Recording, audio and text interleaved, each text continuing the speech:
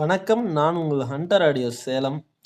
இந்த வண்டியில பார்த்துட்டீங்க அப்படின்னா, இது ஒரு டூரிஸ்ட் வண்டி தாங்க. 407 வண்டி. இதில பழைய செட் இருந்துச்சு. அதாவது நியூ கோச் எடுத்திருந்தாங்க. அதிலிருந்து செட்ட ஆல்ட்ரேஷன் பண்ணி வாய்ஸ் கிளாரிட்டி கிளியரா பண்ணி குடுத்துருக்கோம். சப்வூஃபருக்கு வந்து பவர் ஆம்ப்ளிஃபையர் யூஸ் பண்ணியிருக்கோம்.